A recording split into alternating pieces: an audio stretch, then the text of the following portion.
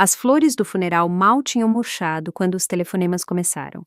Eu estava na minha cozinha, numa manhã de terça-feira, 3 semanas depois de enterrarmos meu marido, Joaquim, observando o vapor subir do meu café intocado. A caneca de cerâmica, aquela que dizia "melhor vovó do mundo", que minha neta, Gabriela, tinha me dado anos antes, parecia estranha nas minhas mãos agora. Tudo parecia estranho. A casa, meu reflexo no espelho do corredor, até minha própria voz quando eu atendia às ligações incessantes dos meus filhos. "Mãe, precisamos conversar sobre a casa." A voz do Leonardo tinha aquele tom familiar de impaciência mal contida, o mesmo que ele usava quando era adolescente e me pedia dinheiro. A única diferença era que agora, com 32 anos, ele não estava pedindo. Ele estava exigindo. Eu larguei a caneca sem beber um gole. "Bom dia para você também, Leonardo." "Não começa, mãe. A Luciana e eu estivemos conversando sobre a sua situação e, francamente, não é sustentável. Esta casa é grande demais para você sozinha. As parcelas do financiamento? Não há financiamento."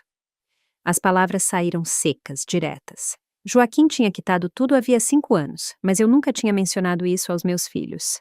Eles presumiram que ainda havia e eu os deixei pensar assim. Um silêncio. Depois, aquela risada seca e debochada, a mesma risada que ele tinha herdado do pai, embora Joaquim a usasse com carinho. Leonardo a empunhava como uma arma. "Mãe, por favor, a pensão do pai mal cobre seus remédios. Todos nós sabemos da dificuldade financeira que você está passando."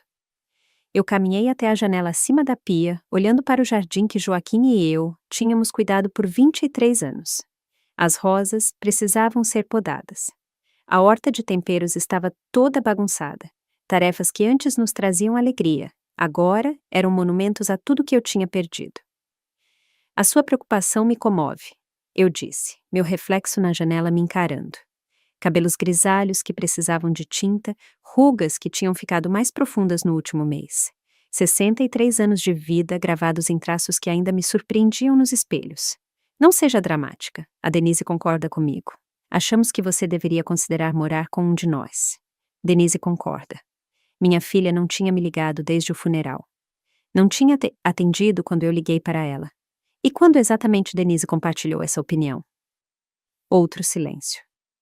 Eu quase podia ver Leonardo passando a mão por seu cabelo ralo, um gesto que ele tinha pego do pai. Nós jantamos em família ontem à noite para discutir suas opções. Minhas opções. Como se eu fosse um problema a ser resolvido, em vez de uma pessoa que precisava de apoio. Entendi. Abri a geladeira, encarando os potes de lasanha e torta que vizinhos bem-intencionados tinham me trazido, mas que eu nem tinha tocado. E essas opções incluem vender a minha casa? Seria o mais sensato financeiramente. Você poderia ajudar a Luciana e eu com a entrada do nosso apartamento. Estamos de olho em um sobrado no bairro dos Jardins. E a Denise poderia usar uma ajudinha para a faculdade da Gabriela. É um ganha-ganha para todo mundo. Fechei a porta da geladeira com mais força do que o necessário. Um ganha-ganha. "Mãe, você sabe que eu não quis dizer isso assim." Mas ele tinha exatamente daquele jeito. Leonardo sempre foi transparente em seu egoísmo, até quando criança. Era quase revigorante, comparado à manipulação sutil da Denise. A maneira como ela aprendeu a pedir as coisas de forma indireta, me fazendo sentir culpada por não oferecer algo que ela nunca pedia diretamente. "O que você diz para sua irmã sobre minhas finanças?" eu perguntei. "Só a verdade. Que a pensão do pai não é suficiente. Que a casa é demais para você cuidar sozinha. Que você provavelmente está passando por mais dificuldades do que está demonstrando." A verdade. Como se ele soubesse alguma coisa sobre minha situação real. Como se algum deles tivesse se preocupado em perguntar sobre os negócios do Joaquim, sobre os investimentos que ele tinha feito, sobre a modesta herança da mãe dele que nós tínhamos guardado e investido ao longo dos anos. Pensei na pasta na gaveta da escrivaninha do Joaquim, aquela que eu tinha encontrado enquanto organizava os papéis dele. Extratos bancários, carteiras de investimento, a escritura de uma pequena casa de veraneio em Paraty que ele tinha comprado como uma surpresa para nossa aposentadoria. Um lugar onde podemos ver o pôr do sol e beber uma caipirinha sem ninguém nos pedindo nada. Ele tinha dito, me mostrando as fotos apenas 6 meses antes de seu infarto. Vou pensar a respeito, eu disse finalmente. Mãe, não estamos pedindo para você pensar. Estamos dizendo o que precisa acontecer. A Luciana já encontrou um comprador. O primo dela, o Gregory, trabalha com imóveis e tem um cliente muito interessado. Oferta à vista. Fechamento rápido. Comece a fazer as malas. Minha mão se fechou com força no telefone. Você encontrou um comprador para essa minha casa. Estamos tentando te ajudar, mãe. Quanto mais cedo você aceitar que esta é a melhor solução para todo mundo, mais fácil será a transição. Transição. Como se o luto fosse uma fusão de empresas. Como se a desestruturação de 30 anos de casamento pudesse ser reduzida a papelada e margens de lucro. E onde exatamente eu devo morar durante essa transição? Bem, era sobre isso que queríamos discutir. A Denise tem o porão reformado e com a Gabriela na faculdade a maior parte do ano, tem bastante espaço. Você teria sua própria entrada, seu próprio banheiro. Seria perfeito. O porão da Denise. O mesmo porão que inundava toda a primavera, onde ela guardava as decorações de Natal e os aparelhos de ginástica que nunca usava. O mesmo porão para o qual eu tinha sido relegada no jantar de ação de graças do ano passado, enquanto os adultos de verdade comiam na sala de cima. Que generosidade da Denise em oferecer. Ela está animada, na verdade. Acha que pode ser bom para vocês duas. Você poderia ajudar com a Gabriela quando ela estiver em casa da escola. Talvez cozinhar um pouco. Você sabe como a Denise tem dificuldade em planejar as refeições. Claro. A Denise tinha dificuldade em planejar as refeições da mesma forma que tinha dificuldade com a roupa suja, a faxina e em se lembrar de ligar para a mãe, mas ela era excelente em delegar essas dificuldades a outras pessoas, principalmente a mulher que a tinha criado para ser autossuficiente. E você, Leonardo? Eu perguntei. Qual o seu papel neste acordo? A Luciana e eu vamos cuidar da venda da casa, obviamente. A papelada, as negociações. Vamos garantir que você receba um preço justo. Justo? Eu quase ri. A definição de justiça de Leonardo sempre foi inclinada para o lado dele, como um jogo de parque de diversões projetado para separar os tolos do dinheiro deles. Eu preciso pensar a respeito, eu repeti. Mãe, não há nada para pensar. O cliente do Gregory é sério. Eles querem fechar em 1 mês. 1 mês. Eles estavam me dando 1 mês para desmantelar a vida que Joaquim e eu tínhamos construído juntos, para entregar a casa onde tínhamos feito as festas de aniversário deles e as comemorações de formatura, onde tínhamos cuidado deles durante as dores de cabeça e as crises da juventude. Eu disse, eu preciso pensar a respeito. Tudo bem, mas não demore muito. Oportunidades boas não esperam para sempre. A linha ficou muda. Eu fiquei parada na minha cozinha, segurando o telefone, ouvindo o silêncio repentino que parecia ecoar pela casa vazia. Lá fora, o cachorro de um vizinho latia. A porta de um carro bateu. A vida continuava seu ritmo normal enquanto a minha girava fora de controle. Eu fui até o escritório do Joaquim, para a escrivaninha onde ele tinha pago contas e planejado nosso futuro por mais de 20 anos. A pasta ainda estava lá, escondida sob antigas declarações de imposto de renda. Eu a peguei e espalhei o conteúdo sobre a superfície de madeira que tínhamos comprado em um leilão de móveis usados quando Leonardo ainda estava no ensino médio. Extratos bancários mostrando saldos que fariam os olhos dos meus filhos se arregalarem. Carteiras de investimento que tinham resistido às tempestades do mercado e saído mais fortes. A escritura da casa de veraneio em Paraty, com fotos de paredes brancas e uma varanda com vista para o mar. Joaquim era um homem calado, metódico em seu planejamento. Ele nunca se gabou de dinheiro, nunca ostentou nossa segurança. Deixe que eles pensem que estamos em dificuldades. Ele tinha dito uma vez, quando Leonardo pediu mais um empréstimo. Isso fortalece o caráter. Na época, eu achei que ele estava sendo cruel. Agora, eu entendi como sabedoria. Meu telefone vibrou. Uma mensagem de texto da Denise. Mãe, o Léo me contou sobre a casa. Sei que é difícil, mas é o melhor. A Gabi está tão animada em ter a vovó por perto. Mal posso esperar para discutir os detalhes. Gabriela, minha neta, que tinha passado os verões com Joaquim e comigo, que tinha aprendido a fazer bolos nesta cozinha e a plantar tomates neste jardim, que tinha me ligado toda semana durante o primeiro semestre da faculdade, com saudade de casa e sobrecarregada, buscando o conforto da avó que sempre tinha tempo para as histórias dela. Quando foi a última vez que a Gabriela me ligou? Há 2 meses? 3? Rolei a tela do meu celular procurando por mensagens recentes da minha neta. Nada desde o Natal, quando ela tinha enviado uma mensagem em grupo agradecendo a todos pelos presentes. Nenhuma mensagem pessoal, nenhum pedido de conselho, nenhuma notícia sobre as aulas dela, ou o namorado, ou os planos para as férias. O silêncio se espalhou ao meu redor, pesado com a percepção. Eles já tinham seguido em frente. Todos eles. A morte do Joaquim tinha sido um inconveniente a ser administrado, não uma perda a ser lamentada em conjunto. E eu era apenas outro inconveniente, outro problema que exigia uma solução eficiente deles. Eu fechei a pasta e a devolvi à gaveta. Então subi para o meu quarto, para o armário onde as roupas de Joaquim ainda estavam penduradas, ainda com o cheiro fraco do perfume dele. Peguei uma mala na prateleira de cima. Era hora de começar a fazer as malas, mas não do tipo que o Leonardo esperava. O escritório de advocacia cheirava a couro e papel antigo, um aroma que me lembrava o escritório do Joaquim, mas que parecia infinitamente mais poderoso. Eu me sentei de frente para a doutora Conceição Andrade, a advogada da família que Joaquim tinha escolhido anos atrás. Uma mulher perspicaz de seus 50 anos, com cabelos prateados e olhos que não perdiam nada. Dona Michele, devo dizer que isso é extremamente incomum.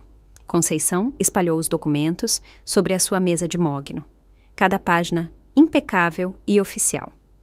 Seu marido foi muito específico sobre essas contingências, mas eu nunca esperei que precisássemos implementá-las. Eu ajeitei meu vestido preto, o mesmo que eu tinha usado no funeral, e mantive a minha voz firme. Joaquim sempre disse que eu subestimava a capacidade das pessoas para o egoísmo. Estou começando a achar que ele estava me protegendo de uma verdade que eu não estava pronta para ver. Conceição balançou a cabeça, os dedos traçando a borda de um documento. O fundo de previdência que ele estabeleceu lhe dá controle total sobre todos os bens. Os filhos nunca foram nomeados beneficiários dos imóveis, apenas da apólice de seguro de vida. Todo o resto, a casa, os investimentos, a propriedade em Paraty, pertence inteiramente à senhora. E eles não sabem sobre a propriedade em Paraty. De acordo com as instruções de Joaquim, essa informação só deveria ser compartilhada com a senhora e apenas depois do período inicial de 30 dias após a morte dele. Conceição se recostou na cadeira. Ele parecia prever que seus filhos poderiam pressioná-la a tomar decisões precipitadas. Pressão. Que palavra educada para o que Leonardo tinha tentado.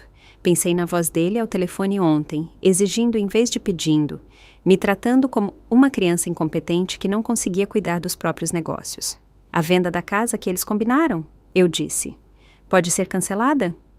A senhora é a única proprietária. Nenhuma venda pode prosseguir sem a sua assinatura. Se eles encontraram um comprador e estão fazendo promessas, estão operando sob falsas suposições. O sorriso da Conceição foi sutil, mas satisfeito. Joaquim foi muito claro sobre a proteção da sua autonomia.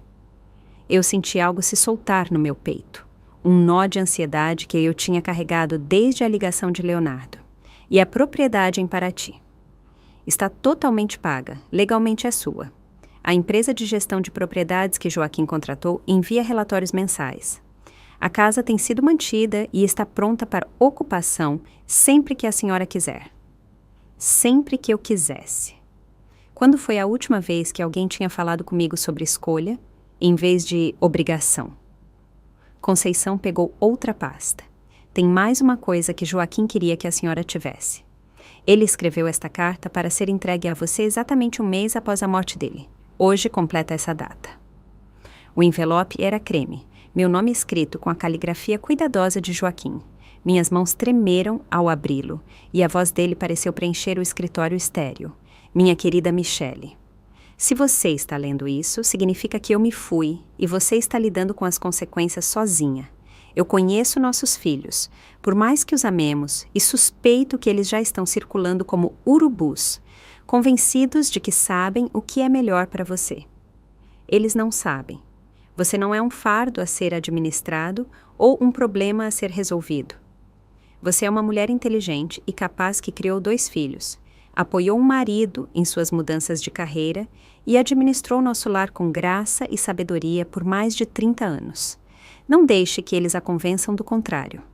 O dinheiro e as propriedades são seus para você fazer o que quiser. Mantenha-os, venda-os, doe-os, a escolha é sua.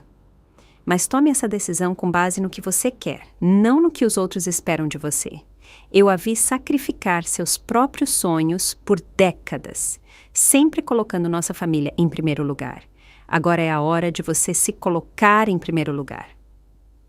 Vá para Paraty se quiser. Viaje pelo mundo. Escreva aquele romance sobre o qual você sempre falou. O que quer que a faça feliz.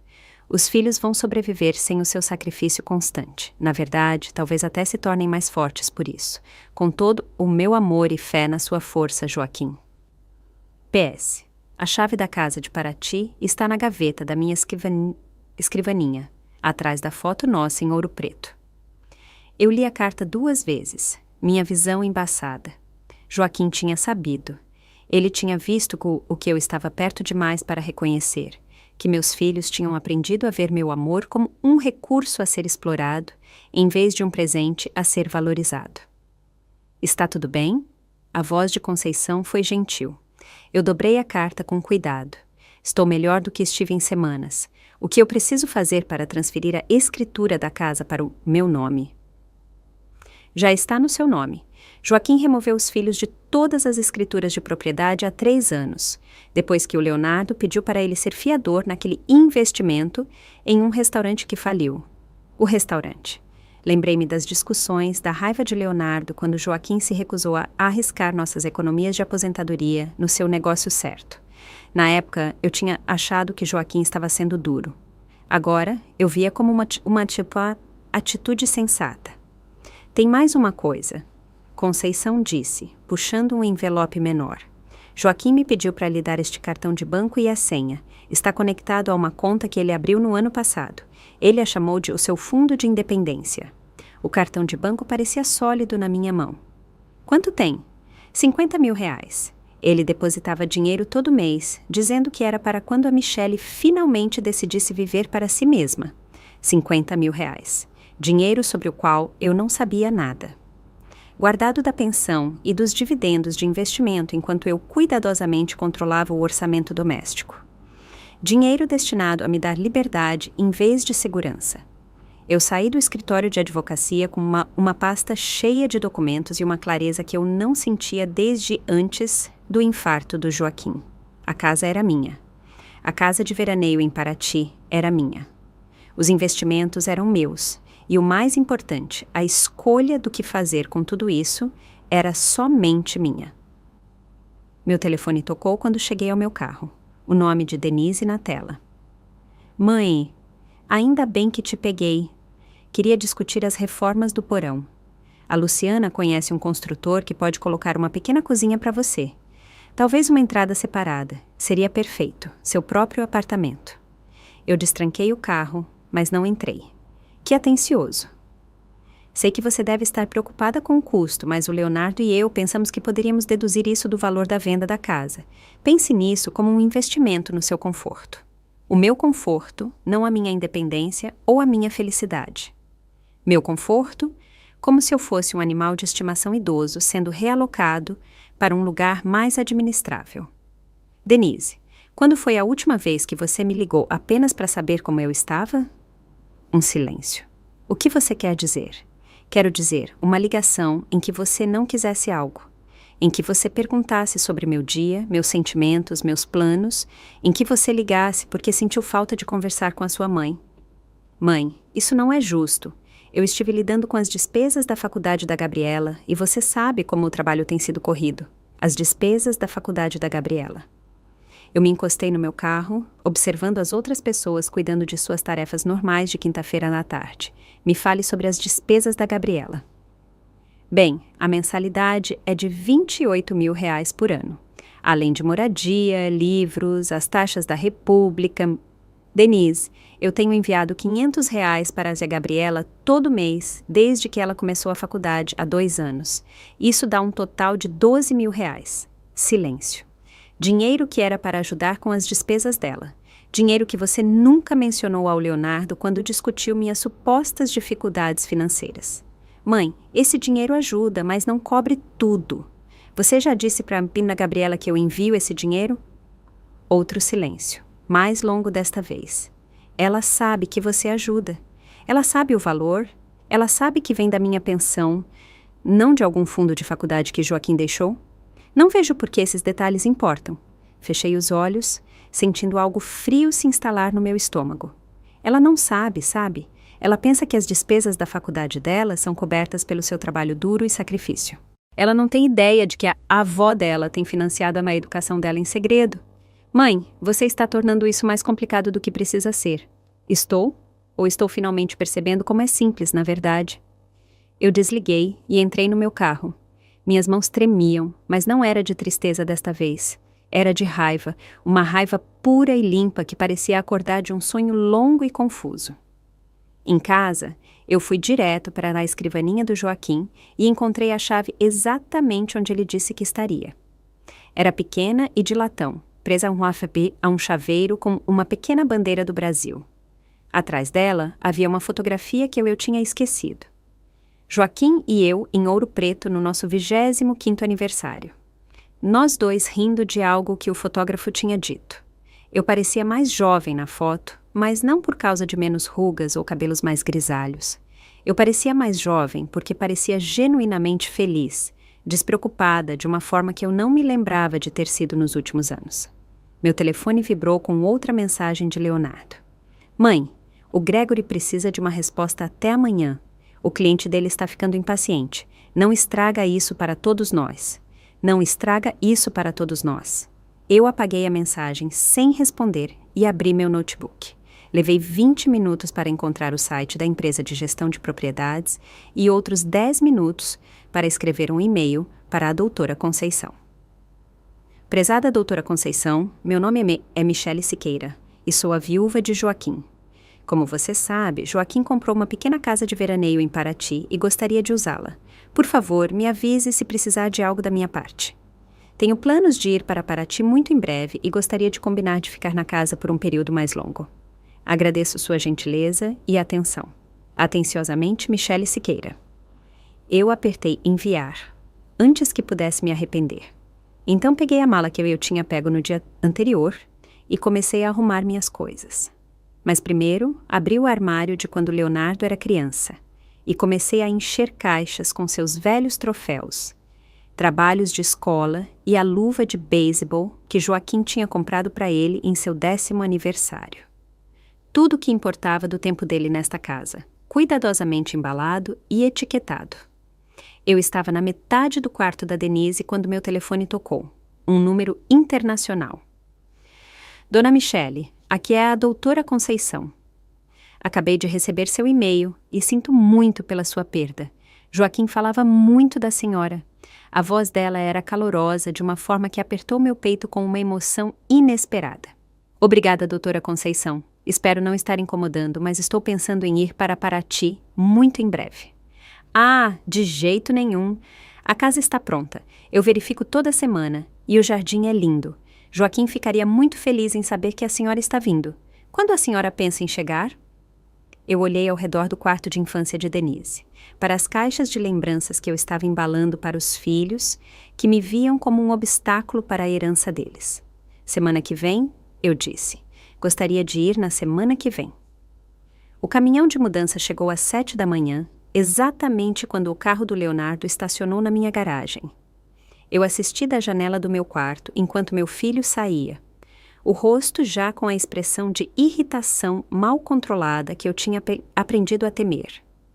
Ele estava usando seu terno de negócios, o bege que Luciana tinha escolhido para as entrevistas de emprego dele, e carregava uma pasta grossa com o que eu presumi serem documentos de venda da casa. Momento perfeito. Os carregadores eram homens eficientes e profissionais que tinham chegado exatamente no horário combinado.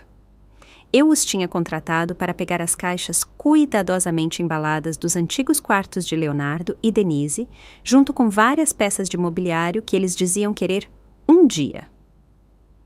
A poltrona de couro do Joaquim, o conjunto de jantar antigo da minha mãe, o piano que Denise tinha implorado quando era criança e abandonou depois de 6 meses de aulas.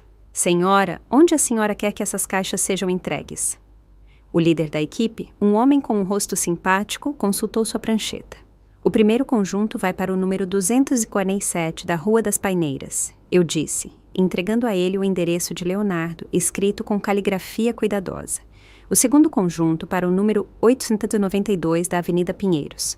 Toque a campainha e diga que são presentes de Michele Siqueira. Lembranças que eles vão querer guardar com carinho. Ele balançou a cabeça profissionalmente, mas eu percebi o leve sorriso no canto da boca dele. 20 anos no negócio de mudança provavelmente significava que ele já tinha visto muitas brigas de família. A batida forte de Leonardo na porta interrompeu minhas instruções. Eu abri a porta usando um vestido vermelho que Joaquim sempre dizia que realçava meus olhos, meu cabelo recém-arrumado, sem parecer em nada com a viúva enlutada que ele esperava manipular. Mãe, o que diabos está acontecendo? Por que tem um caminhão de mudança na sua garagem? Bom dia, Leonardo. Estou mandando mudar algumas coisas. Ele me empurrou e entrou no corredor, os olhos dele vasculhando as caixas com o nome dele. Essas são minhas coisas de infância. Por que você está embalando minhas coisas? Pensei que você quisesse. As lembranças são preciosas, você não acha? O rosto dele ficou vermelho, uma cor que começou no colarinho e subiu. O mesmo olhar que ele tinha quando adolescente e era pego em uma mentira. Mãe, precisamos conversar. O cliente do Gregory está pronto para fazer uma oferta. Precisamos da sua assinatura hoje. Fechei a porta e me encostei nela, observando o andar de um lado para o outro na minha entrada como um animal enjaulado. Leonardo, sente-se. Não quero sentar. Quero saber por que você está agindo de forma tão estranha. Primeiro, você não me retorna as ligações por 3 dias. Agora tem um caminhão de mudança. Sente-se. Algo na minha voz o parou no meio da frase. Ele se sentou no degrau inferior da escada. A pasta apertada nas mãos dele como um escudo. Onde exatamente você disse para o cliente do Gregory que o dinheiro da venda desta casa iria? Eu perguntei. O que você quer dizer? Quero dizer, você disse a eles que o dinheiro seria dividido entre você e a Denise?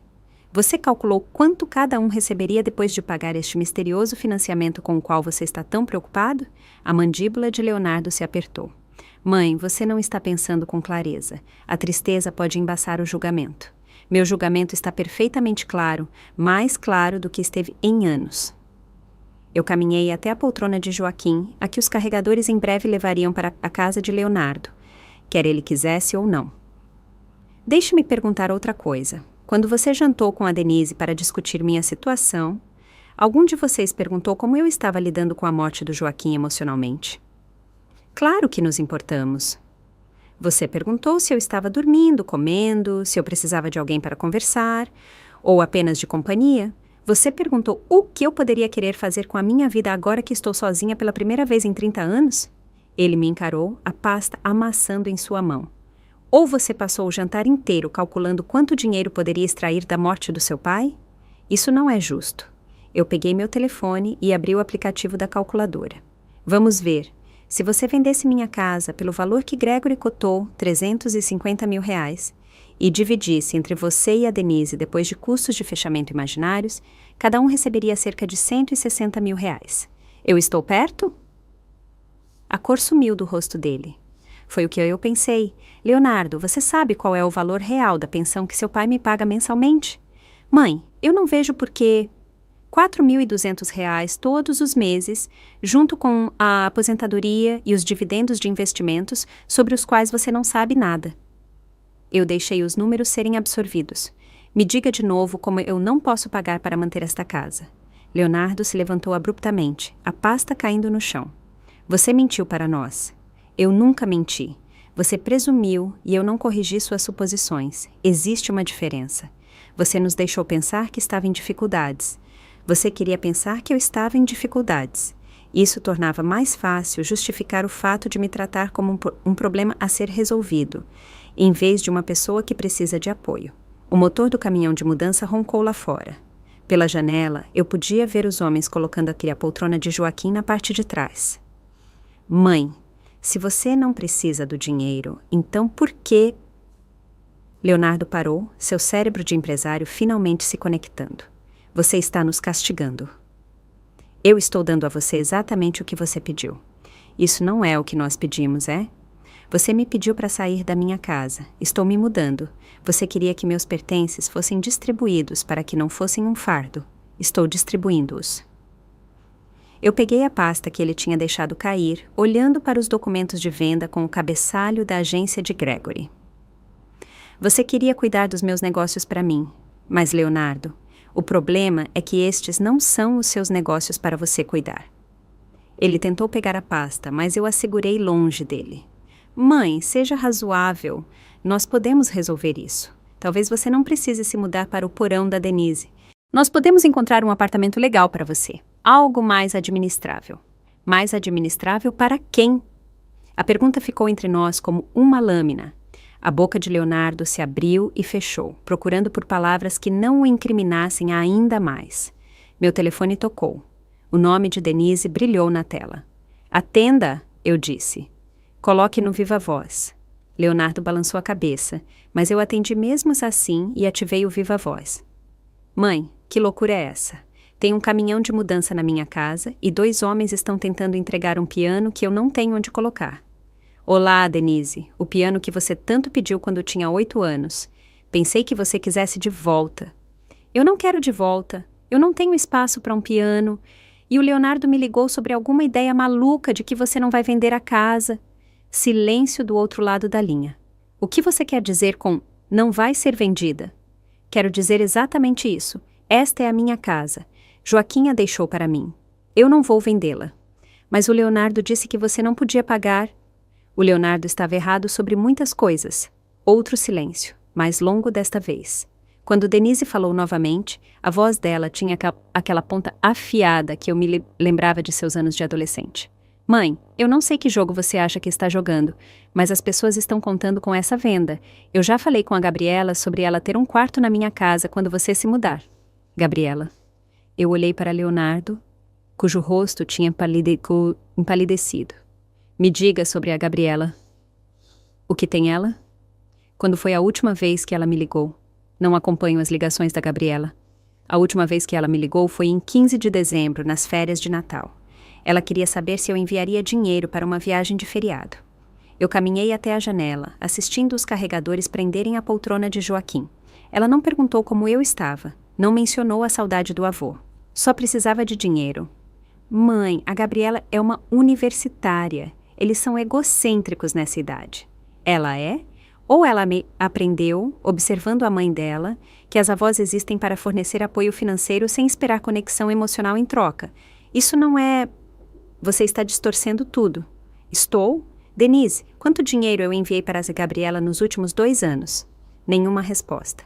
12 mil reais. 500 por mês, diretamente para a conta dela.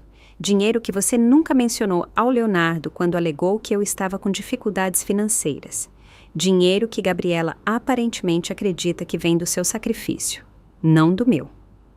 Leonardo estava me encarando agora, com a boca um pouco aberta. Você tem enviado dinheiro para a Gabriela todo mês, desde que ela começou a faculdade. Porque eu amo a minha neta e quero que ela tenha sucesso. Eu me virei da janela para encará-los dois. Leonardo, pessoalmente, Denise, através do telefone. Mas o amor não é para ser invisível. O apoio não é para ser segredo. Quando foi que minha família decidiu que minhas contribuições só importavam quando eram escondidas? A voz de Denise veio pelo viva-voz, mais baixa agora. Mãe, nós nunca tivemos a intenção...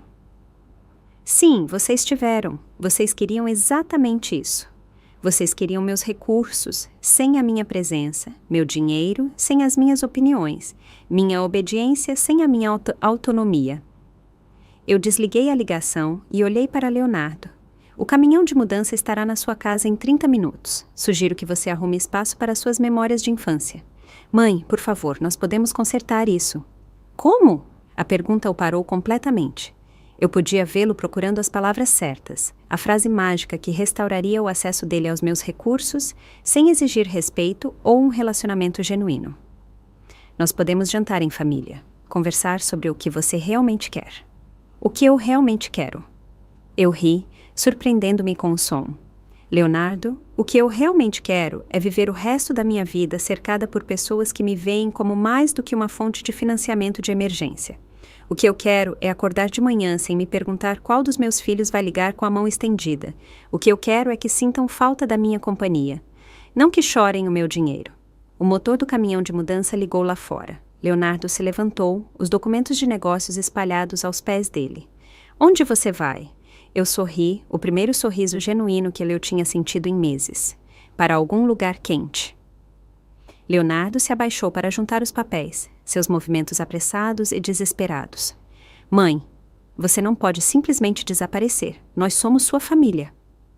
Somos? Ele olhou para mim do chão, e por um momento eu vi o menininho que costumava subir no meu colo depois dos pesadelos, que precisava de band-aids para os joelhos ralados e histórias para afastar a escuridão. Então ele se endireitou e o momento passou. Quando você volta?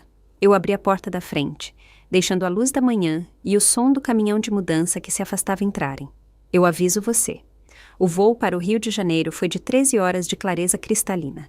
Eu me sentei no assento da janela que Joaquim sempre preferia, observando o Oceano Atlântico se estender abaixo de nós como uma vasta promessa.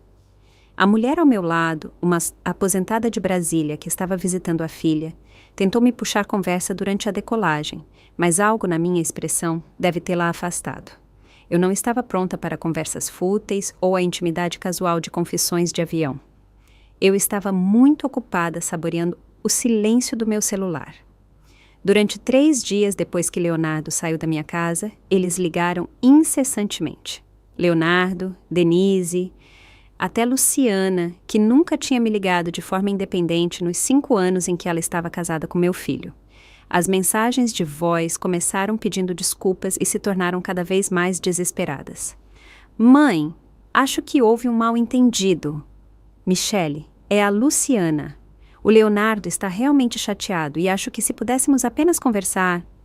Mãe, a Gabi está fazendo perguntas sobre o dinheiro e eu não sei o que dizer a ela. Tudo bem, mãe. Você quer jogar? 2 pessoas podem jogar esse jogo. Não espere que a gente venha correndo quando você perceber o quão solitária você está. Essa última mensagem da Denise tinha cristalizado algo essencial.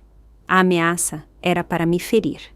A sugestão de que eu voltaria rastejando, implorando pelo afeto condicional deles. Em vez disso, pareceu libertação. Eu tinha desligado meu telefone naquela noite e não o tinha ligado novamente desde então. A oficial de imigração no Rio era uma jovem com olhos gentis que carimbou meu passaporte com eficiência profissional. Objetivo da visita? Recomeçar, eu disse. Ela sorriu. O primeiro sorriso genuíno que eu tinha recebido de alguém com menos de 40 anos em meses. Bem-vinda ao Brasil, senhora. A doutora Conceição, minha advogada, estava me esperando na área de desembarque, exatamente como ela tinha prometido. Ela era uma mulher baixa de seus 60 anos, com cabelos prateados presos em um coque elegante e olhos que se enrugavam com calor quando ela sorria. Ela segurava um pequeno cartaz com o meu nome escrito com caligrafia cuidadosa. Dona Michele, bem-vinda, bem-vinda. Ela me abraçou como uma velha amiga, e eu me peguei retribuindo o abraço com uma intensidade que surpreendeu nós duas. Como foi o seu voo? A senhora está cansada, com fome? A casa está pronta para a senhora. Eu preparei uma comida simples, só o básico até a senhora poder fazer compras. O sotaque dela era um charme e tornava a fala musical.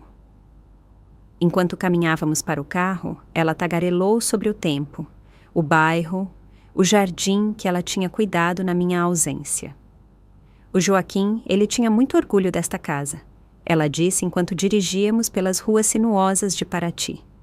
Ele me mostrava fotos no telefone dele. A senhora na cozinha no Rio, os netos da senhora. Sempre os netos da senhora. Minha Michele vai amar a cozinha daqui, ele dizia. Ela vai fazê-la cantar de vida. Eu apertei os lábios, não confiando na minha voz. Joaquim tinha falado de mim aqui, neste lugar que eu nunca tinha visto. Para esta mulher que eu nunca tinha conhecido. Ele tinha imaginado um futuro para nós, que a morte tinha roubado. Mas de alguma forma, as palavras dela o faziam parecer real novamente. A casa me tirou o fôlego. Era menor do que a nossa casa no Rio, mas perfeitamente proporcionada com paredes brancas e janelas azuis que pegavam a luz da tarde. Buganvílias transbordavam pelos muros do jardim em explosões de roxo e rosa, e limoeiros carregados de frutas alinhavam o caminho de pedra para a porta da frente. É linda, eu sussurrei. Joaquim escolheu. Bem, Conceição disse, tirando a chave de latão que eu tinha encontrado na escrivaninha dele. Venha, deixe-me mostrar por dentro. O interior era fresco e claro, com pisos de terracota e janelas que se abriam para uma pequena varanda com vista para o mar. A mobília era simples, mas elegante. Um sofá na cor creme, uma mesa de jantar de madeira para 4 pessoas, estantes embutidas esperando para serem preenchidas. Na cozinha, panelas de cobre penduradas em ganchos, e as bancadas eram azulejadas em azul e branco que refletiam o mar lá fora. Eu abasteci a geladeira com o básico, Conceição disse, abrindo os armários para me mostrar pratos e copos, azeite e vinho. Tem pão, queijo, frutas. Hoje a senhora descansa. Amanhã nós exploramos a vila juntas. Sim, eu balancei a cabeça, de repente oprimida pela gentileza desta estranha que não me devia nada, mas que tinha cuidado do sonho do meu marido como se fosse o dela. Doutora Conceição, não sei como agradecer. Não precisa agradecer. Agora somos vizinhas. Em Paraty, vizinhos são família. Ela deu um tapinha gentil no meu braço. Eu moro logo ali. Ela apontou pela janela para uma casa semelhante, a uns 50 metros de distância. Então, se a senhora precisar de alguma coisa, qualquer coisa, é só me ligar. Joaquim me fez prometer que cuidaria da senhora. Depois que ela saiu, eu fiquei sozinha na minha cozinha de Paraty. E senti algo que eu não tinha experimentado em meses. Paz.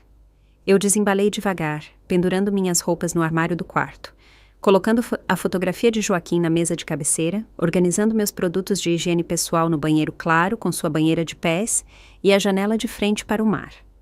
Cada ação parecia deliberada, significativa, de uma forma que embalar as caixas para Leonardo e Denise não tinha sido.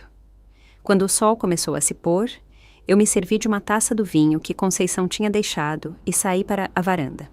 O mar se estendia infinitamente diante de mim, pintado em tons de ouro e coral pela luz que morria. Barcos à vela balançavam ao longe como orações brancas, e o som das ondas contra as pedras abaixo criava um ritmo que parecia combinar com o meu coração. Meu telefone, esquecido na minha bolsa, começou a tocar. Eu considerei ignorar. Eu tinha evitado com sucesso todo o contato por 4 dias, mas algo me fez verificar o identificador de chamadas. Gabriela, minha neta, ligando pela primeira vez desde o Natal. Eu atendi no quarto toque.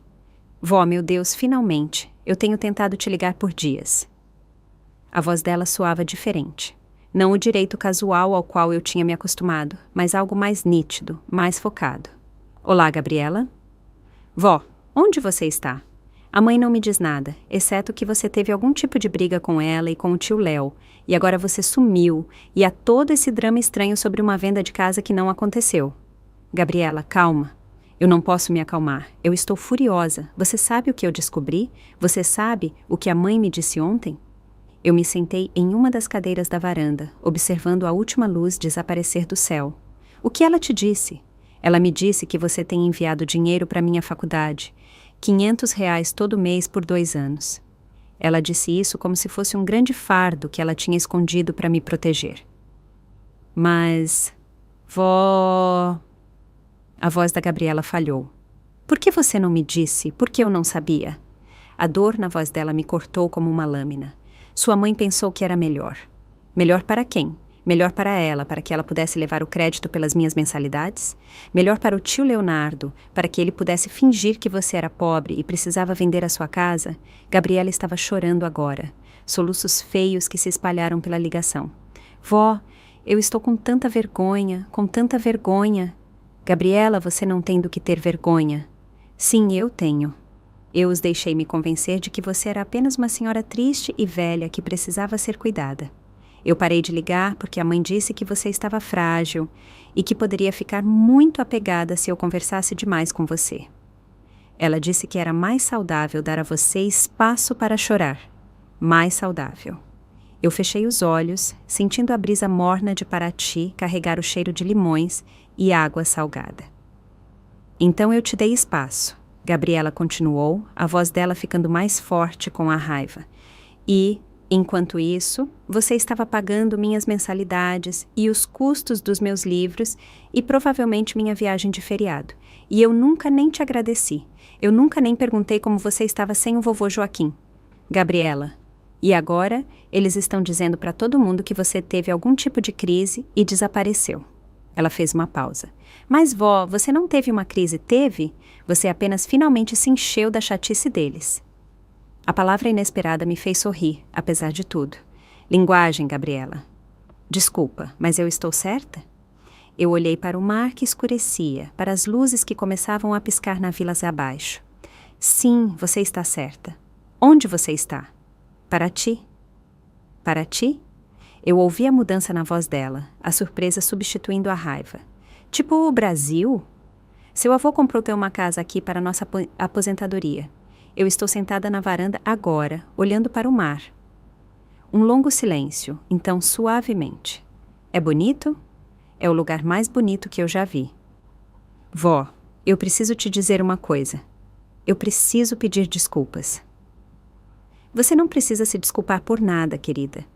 Você foi enganada por pessoas em quem confiava. Isso não é culpa sua. Mas eu deveria ter sabido.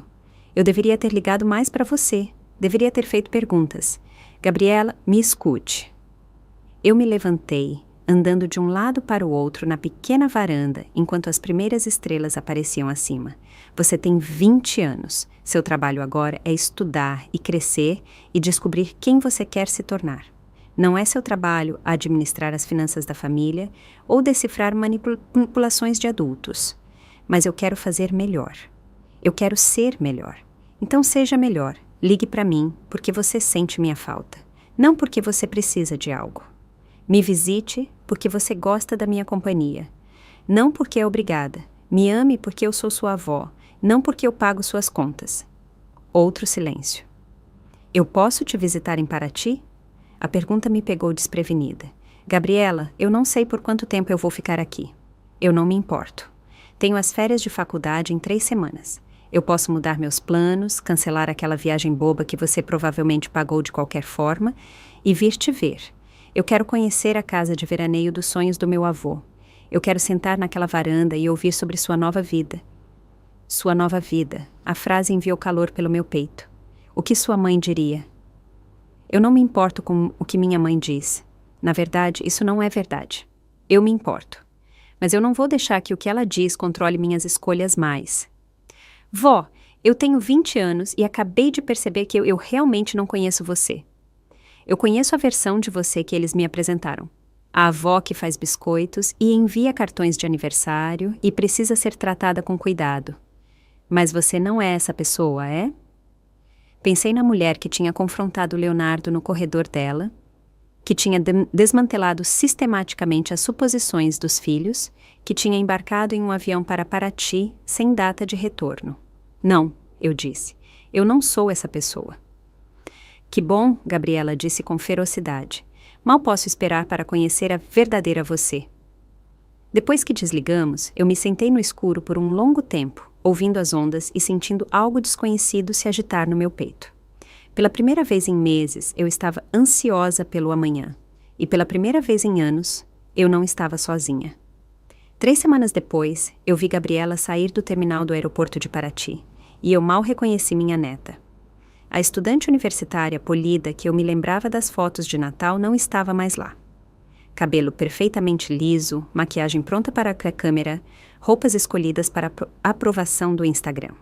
Esta Gabriela usava um short desbotado e uma camiseta branca simples, o cabelo escuro preso em um coque bagunçado, o rosto livre de tudo, exceto óculos de sol e um sorriso genuíno que transformou toda a aparência dela. Vó! Ela largou a mochila e correu em minha direção. E eu me vi envolvida em um abraço que não parecia em nada com os abraços superficiais aos quais eu tinha me acostumado em reuniões de família. Este era desesperado, grato, real. "Deixa eu te ver", eu disse, segurando-a pelos braços. Ela estava mais magra do que eu me lembrava, mas havia algo sólido na presença dela que não estava lá antes. "Você está incrível", ela disse, estudando meu rosto com a mesma intensidade. Tipo, de verdade, seu bronzeado e seu cabelo. Você cortou? Eu toquei o estilo mais curto que Conceição tinha me convencido a experimentar no salão dela na cidade. Apenas um corte. "É perfeito. Você está..."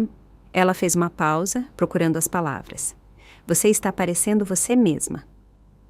Durante a viagem de carro para Paraty, Gabriela encostou o rosto na janela como uma criança, exclamando sobre os campos de milho e as vilas brancas, fazendo perguntas sobre tudo o que passávamos. O entusiasmo dela era contagiante, me lembrando da admiração de Joaquim durante nossas poucas viagens internacionais juntos. "É aqui", eu disse enquanto estacionávamos na garagem da casa. "O sonho do seu avô." Gabriela ficou no jardim por um longo tempo, observando as buganvílias, os limoeiros, a varanda onde eu tinha passado horas lendo e escrevendo no diário que eu tinha começado a manter. Então ela se virou para mim com lágrimas nos olhos. "Ele sabia, não sabia? Ele sabia que você precisaria deste lugar." Eu acho que sim. Naquela primeira noite, nós nos sentamos na varanda, dividindo uma moqueca que Conceição tinha insistido em preparar para a chegada da Gabriela. A mulher mais velha tinha cuidado da minha neta como se fosse a própria. E eu vi Gabriela responder com o calor natural que tinha faltado nas interações dela com os pais. "Me conte sobre sua vida aqui", Gabriela disse, se ajeitando na cadeira ao meu lado enquanto o sol começava a se pôr. "Eu quero saber de tudo." Então eu contei a ela sobre as caminhadas matinais pela vila, onde os comerciantes tinham aprendido meu nome e minhas preferências, sobre as aulas de português com a Maria, a professora aposentada que morava na rua de baixo, sobre o livro que eu tinha começado a escrever, não o romance que Joaquim tinha me encorajado a tentar, mas uma biografia sobre casamento e maternidade e a lenta erosão do eu que pode acontecer quando o amor se torna serviço e o serviço se torna obrigação. "Você está escrevendo um livro." Os olhos da Gabriela se arregalaram. "Vó, isso é incrível.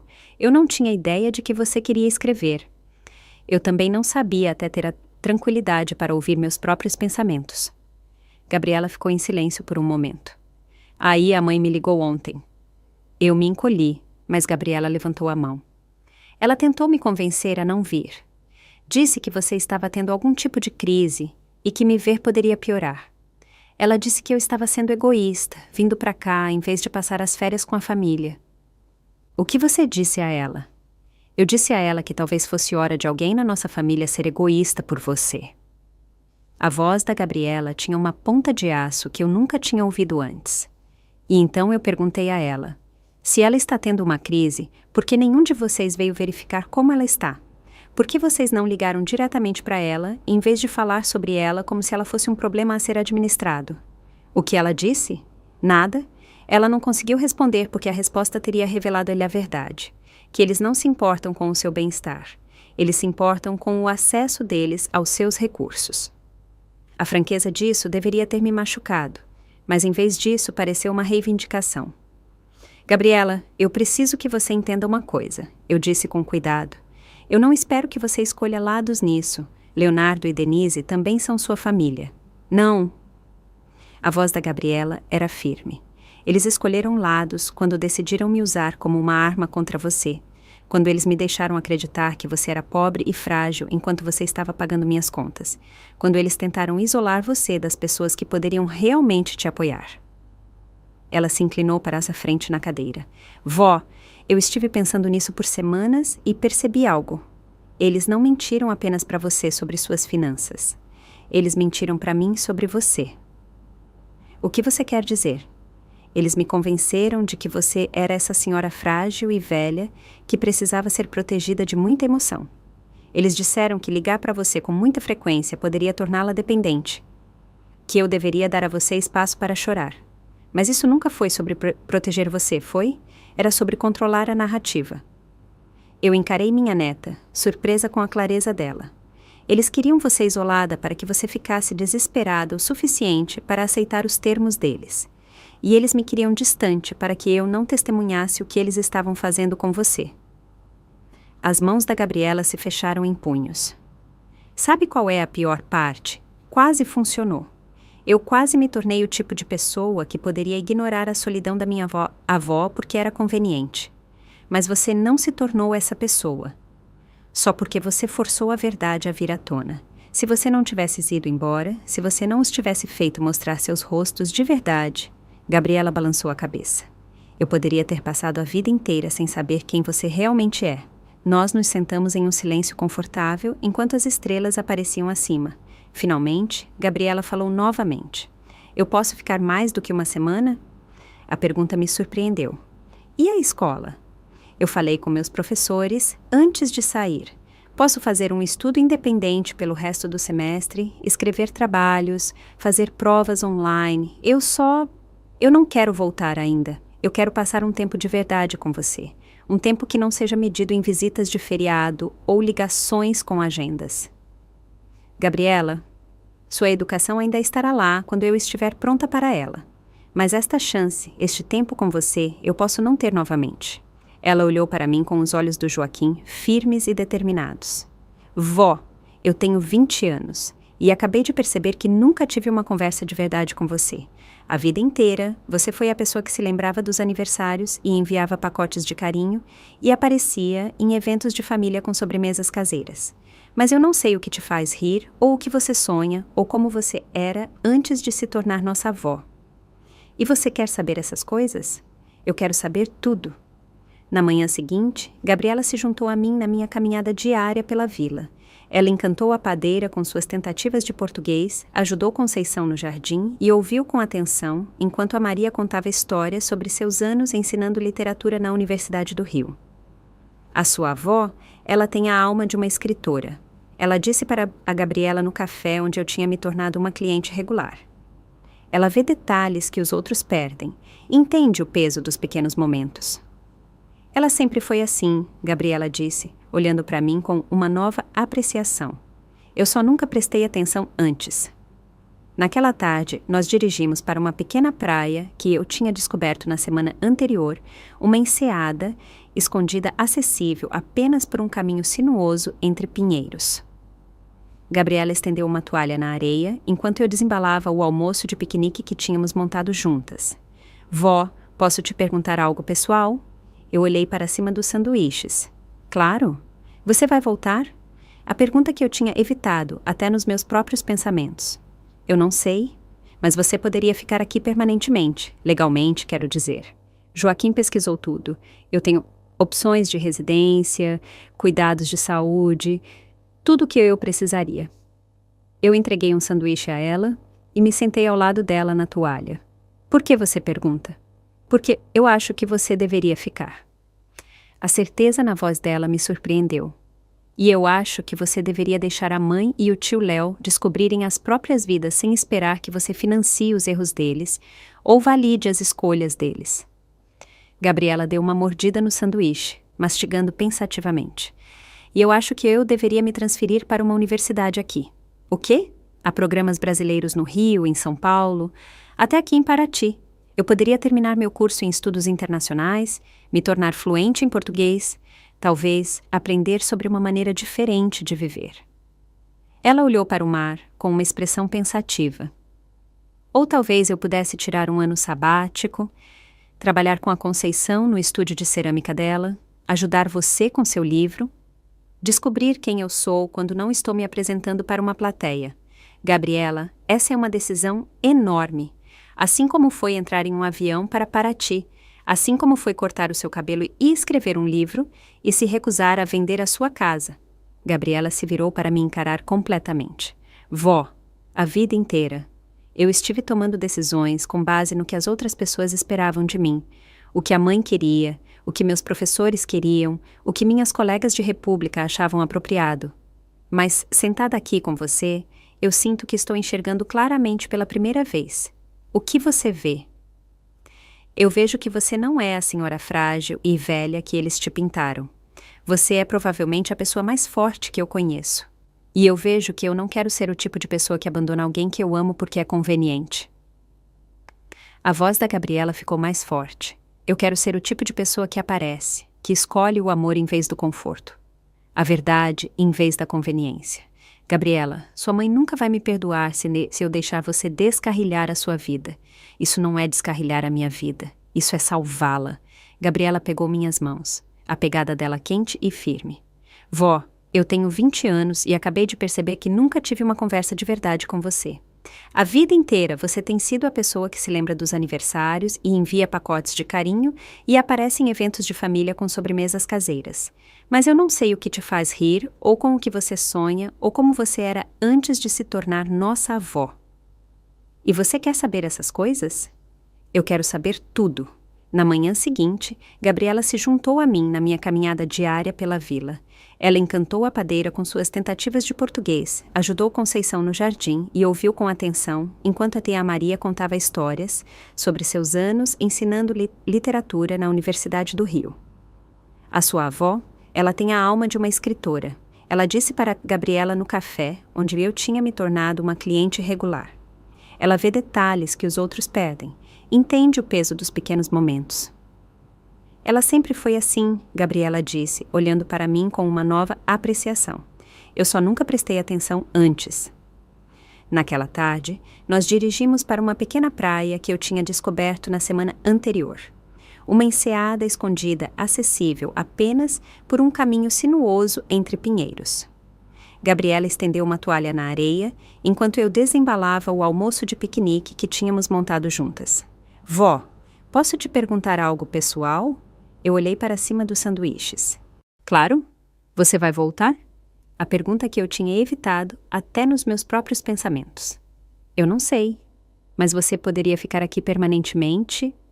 Legalmente, quero dizer? Joaquim pesquisou tudo. Eu tenho opções de residência, cuidados de saúde, tudo o que eu precisaria. Eu entreguei um sanduíche a ela e me sentei ao lado dela na toalha. Por que você pergunta? Porque eu acho que você deveria ficar. A certeza na voz dela me surpreendeu. E eu acho que você deveria deixar a mãe e o tio Léo descobrirem as próprias vidas sem esperar que você financie os erros deles ou valide as escolhas deles. Gabriela deu uma mordida no sanduíche, mastigando pensativamente. E eu acho que eu deveria me transferir para uma universidade aqui. O quê?